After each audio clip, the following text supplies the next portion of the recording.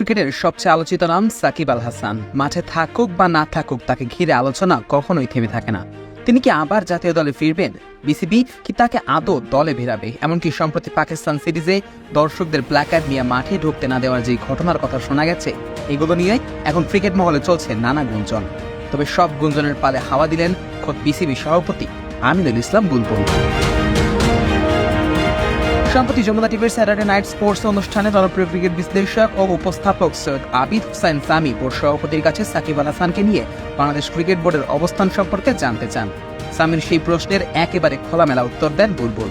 তিনি বলেন, একেবারে বাস্তবিক কথা যদি বলি তাহলে সাকিব আল হাসান বাংলাদেশের ক্রিকেটার এবং তিনি সব ফরম্যাটেই রিটায়ার করেনি, তাই সে অ্যাভেইলেবল আছে। ক্রিকেটার হিসেবে তাকে দলে আসতে হলে কিন্তু আমি বা আপনি পারবো না। আমাদের একটা নিয়ম কানুন আছে, আমাদের সিলেকশন টিম আছে। সিলেকশন টিম যদি মনে করে সাকিবের ফিটনেস ঠিক আছে, সাকিব খেলতে পারে। অর্থাৎ বোর্ড সভাপতি হিসেবে তিনি ব্যক্তিগতভাবে কোনো সিদ্ধান্ত চাপিয়ে দিচ্ছেন না, বরং পুরো বিষয়টা তুলে দিয়েছে নির্বাচক প্যানেলের হাতে। তবে শুধু ফিটনেস নয়, সাকিবের দলভুক্তি যে তার উপস্থিতির উপর নির্ভর করছে সেটাও জানিয়ে দিয়েছেন বুলবুল। তিনি জানান, আরেকটা ব্যাপার হচ্ছে সাকিবের অ্যাভেইলেবিলিটি। সাকিব এখন দেশে নেই, যদি সে দেশে আসে তাহলে হয়তো সিলেক্টররা সেই ব্যাপারে চিন্তা করতে পারে। সাকিবকে প্রথমে দেশে আসতে হবে বা দেশে থাকতে হবে, তারপর হয়তো বাংলাদেশ ক্রিকেট বোর্ড সেই ব্যাপারে চিন্তা করতে পারে। এটা সম্পূর্ণ নির্ভর করছে সাকিব আল হাসানের উপর।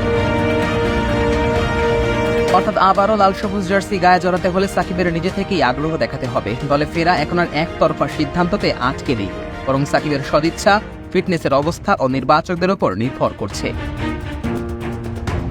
এদিকে সম্প্রতি পাকিস্তানের বিপক্ষে সিরিজ চলাকালীন সময়ে মাঠে সাকিবের ছবি বা নাম দেওয়া প্ল্যাকার্ড নিয়ে কিছু দর্শককে ঢুকতে দেওয়া হয়নি এমন অভিযোগ উঠেছিল। বলা হচ্ছিল উপর মহল থেকে নিষেধ আছে। বিষয়টি নিয়ে সৈয়দ সামি প্রশ্ন করলে বিসিবি সভাপতি বলেন, আমি এই ঘটনা সম্পর্কে কিছুই জানি না। ঢুকতে দেওয়া হয়েছে কি হয়নি এ ব্যাপারে আমি নিশ্চিত নই। তিনি আরো বলেন, ক্রিকেটে উপর মহল বলতে তো আমরাই, এর উপরে তো উপর মহল বলতে কিছুই নেই।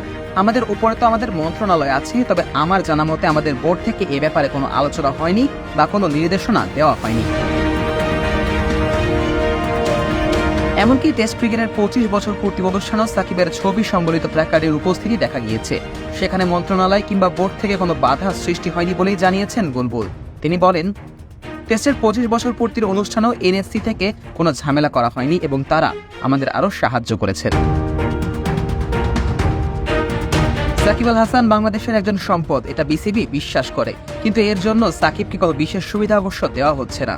বরং বুলবুল পরিষ্কার করেছেন যে নিয়ম নীতি অনুসরণ করেই সবকিছু হবে। এখন প্রশ্ন একটাই, সাকিব কি আবার জাতীয় দলে ফিরতে চাইবেন কিনা? বোর্ডের দরজা হয়তো এখনো বন্ধ নয়, তবে সে দরজা খুলে ঢুকতে হলে সাকিবের নিজ থেকেই এগিয়ে আসতে হবে।